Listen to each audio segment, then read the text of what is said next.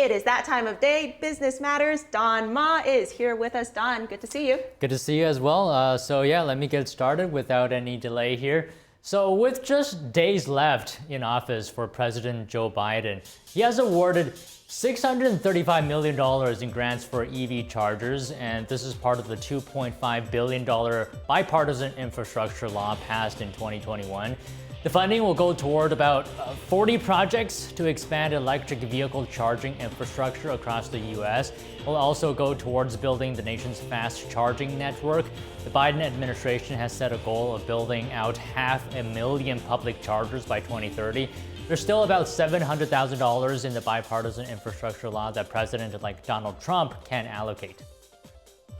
Boeing's annual jet deliveries dipped to the lowest amount last year since the pandemic. This is despite bouncing back in December after a crippling labor strike that slowed production last fall. The aerospace giant said it delivered just under 350 commercial jets last year. Compare that to nearly 530 the year before. Now, Boeing has been plagued by a number of troubles, including stricter regulatory scrutiny after a door plug blew out during a flight. Boeing's VP for commercial marketing said he expects the balance of supply and demand for passenger jets won't be reached until the end of the decade. Cleveland Cliffs CEO says he has a plan to buy U.S. Steel, and this is amid Japanese Nippon Steel's bid to acquire U.S. Steel. He told journalists that he wants to buy the company and has an all-American solution. However, U.S. Steel said in a statement Monday it remains committed to completing the merger with Nippon. U.S. Steel and Nippon Steel have sued the CEO and others in federal court, alleging they coordinated actions to prevent the deal from taking place. President-elect Donald Trump will establish the External Revenue Service on January 20th. He said on Truth Social that the agency will collect tariffs, duties, and all revenue from foreign sources. The proposal to create an External Revenue Service is a significant shift in how the U.S. would approach revenue collection, and it potentially signals a stronger stance on trade policies. Trump suggested that the current reliance on the Internal Revenue Service for tax collection burdens American citizens and businesses as well. He says it's time to start charging countries that make money from trade with the U.S. and that it's time for them to pay their fair share. By collecting more revenue from international sources, it could result in increased national revenue without further taxing U.S. citizens and businesses. DirecTV is launching a new package for sports viewers. It announced today the My Sports Skinny Bundle will feature 40 sports and broadcast channels. It will launch in 24 markets, including New York, Los Angeles, Chicago, Philadelphia, and the San Francisco Bay Area.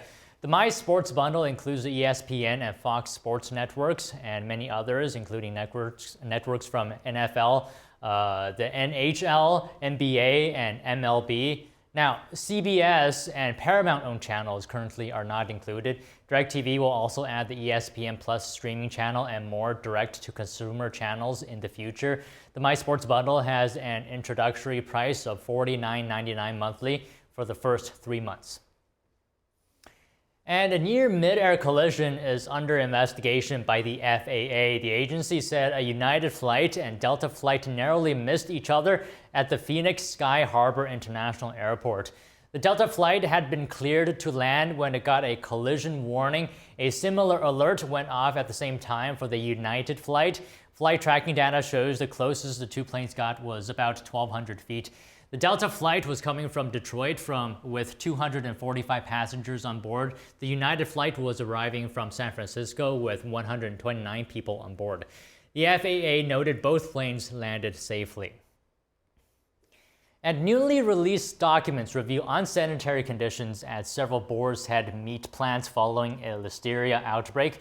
The U.S. Agriculture Department reports found mold, meat juice, and grime equipment covered in meat and insects at plants in Indiana, Arkansas, and Virginia. Boar's Head closed another Virginia plant last September after inspectors found similar health violations. This was just weeks before a deadly listeria outbreak. Boar's Head faces multiple lawsuits connected to the outbreak. An attorney for several victims of the outbreak said the reports add pain to the families. He said inspectors correcting the violations could have prevented the outbreak. Now, a fresh look for Walmart. After nearly 2 decades, the retailer is rolling out with the new brand identity, including a redesigned logo. Walmart says it's inspired by founder Sam Walton's old trucker hat.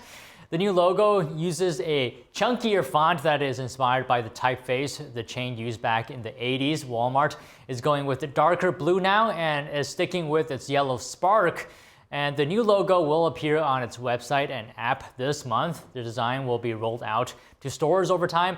The new look comes as business is booming for Walmart. Sales at its U.S. stores open for at least a year grew about 5% last quarter compared to a year ago. The Justice Department says it has deleted malware installed on more than 4,200 computers. The malware was planted by hackers backed by the Chinese regime. The malware is known as Plug X, and it has affected computers around the globe. It was used to infect and steal information. Investigators said the malware was installed via USB devices and that hacker groups known by the names Mustang Panda and Twill Typhoon were responsible. Officials allege that Beijing paid the Mustang Panda group to develop Plug X. The malware has been used since at least 2014 to target computers in the United States, Europe, and Asia, as well as the computers of Chinese political dissidents. Now, early data showing smartphone shipments for Apple and Samsung declined globally, a result of intense competition from Chinese manufacturers. Here's more. Apple and Samsung saw phone sales fall over the fourth quarter as competition from Chinese rivals grew.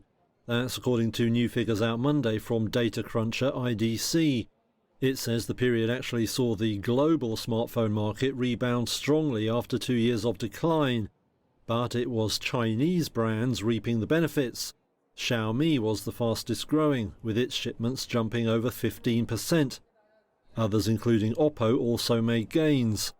All told, that saw Chinese makers take 56% of the global smartphone market, their highest ever share. Meanwhile, Apple shipments fell 4.1% over the period. The US giant has resorted to rare discounting in a bid to turn things around. This month it has offered reductions of up to almost $70 on some iPhones in China. As for Samsung, its shipments were down 2.7% over the quarter. It's among firms grappling with one big market disappointment, the waning of consumer interest in folding phones. IDC says demand for foldables has fallen despite intensified promotions and marketing. It says makers are now shifting research and development spending away from such devices in response. The U.S. government's watchdog agency, consumer watchdog agency that is suing Capital One, accusing it of cheating millions of consumers. The Consumer Financial Protection Bureau accuses Capital One of freezing the interest rates of its flagship high interest rate savings account at low levels despite rates rising nationwide. And it says the bank launched a new account that offered better interest rates without telling customers with the other type of savings account. It claims that decision costs consumers more than $2 billion in lost interest payments. Capital One says it strongly disagrees with the claims. It says the new account was marketed widely, including on national TV, with the simplest and most transparent terms in the industry. There's a new #1 book on Amazon's bestseller list, and it's all thanks to an NFL player, A.J. Brown. The Philadelphia Eagles wide receiver was spotted reading a book on the sidelines during Sunday's playoff game against the Green Bay Packers. That book was Jim Murphy's Inner Excellence, Train Your Mind for Extraordinary Performance and the Best Possible Life. And not long after, it took the top spot on the Amazon trending list. It turns out that Brown actually brings the self-help book to every game. He says it helps him refocus after every drive. Since the Eagles beat the Packers, Brown will have more reading time next Sunday when the Eagles host the LA Rams. You may soon find nutrition labels in a more prominent place on food packages. The U.S. Food and Drug Administration is proposing that some nutrition information be placed on the front of packaged foods. The proposed label would break down information about sodium, added sugar, and saturated fat content. Would indicate whether the food contains low, medium, or high levels of the nutrients. The nutrition label on the back of products would remain and complement the information on the front label. In a statement today, the FDA said the agency's nutrition priorities are part of a government-wide effort to combat the nation's chronic disease crisis. If finalized, the rule would expect major food manufacturers to add the nutrition info box to most of their packaged foods 3 years after the rule's effective date.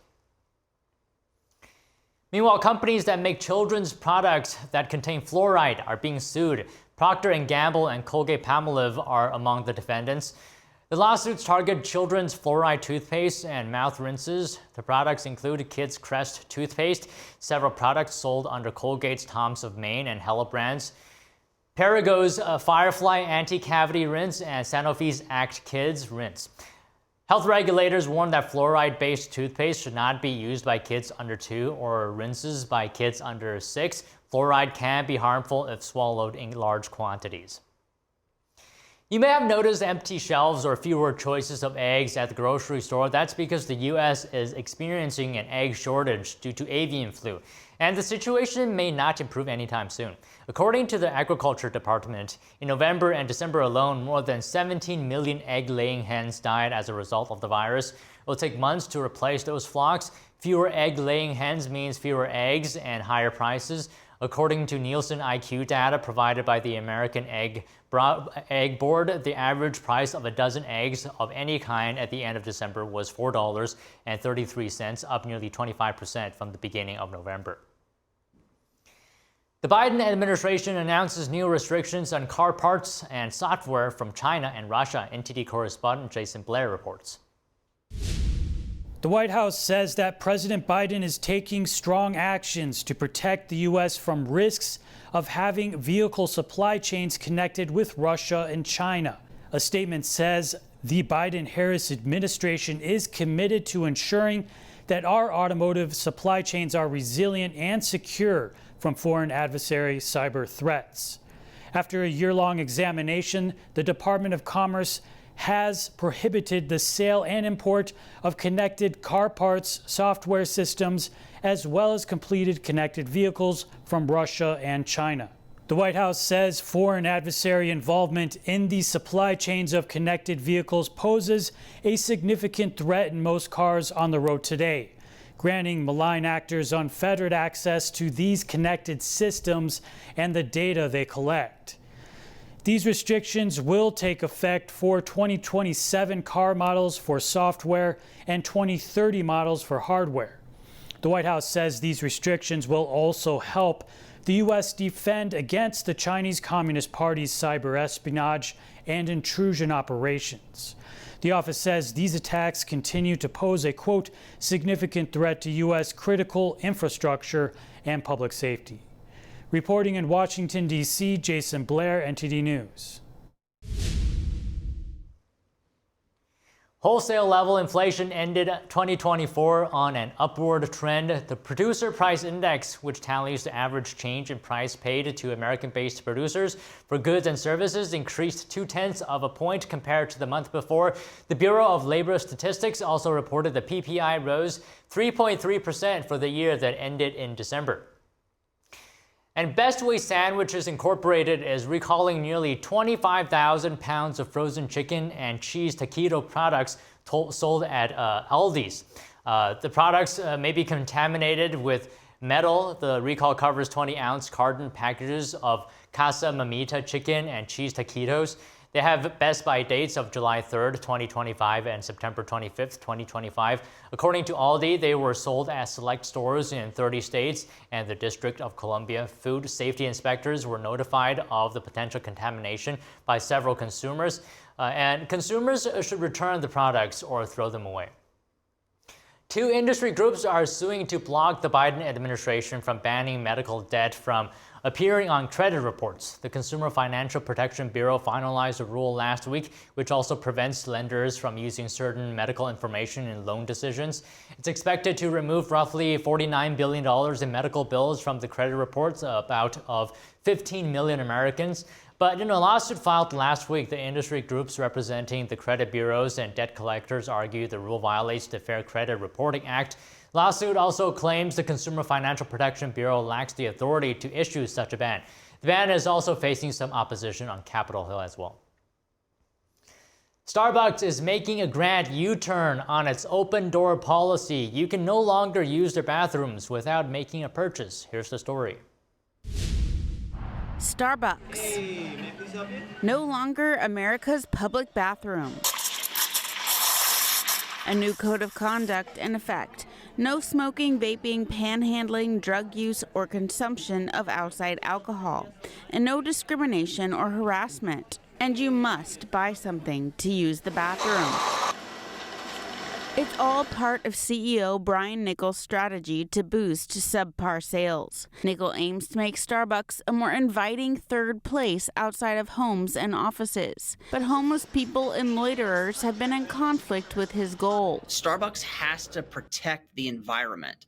Starbucks made the concept of the third place famous worldwide. It's supposed to be a welcoming, warm environment. Crisis management expert Evan Neerman says this shouldn't be controversial, and that many other businesses have the same requirement. The open door policy was enacted in 2018 What did they do? Someone told me they did.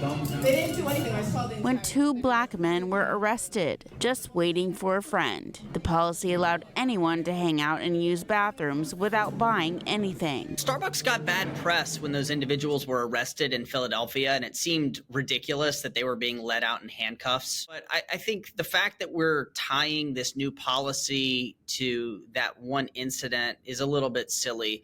There are millions of people who go into Starbucks stores every day. Neerman says all kinds of things can happen in the stores, but that doesn't mean Starbucks can't shut down its open door policy.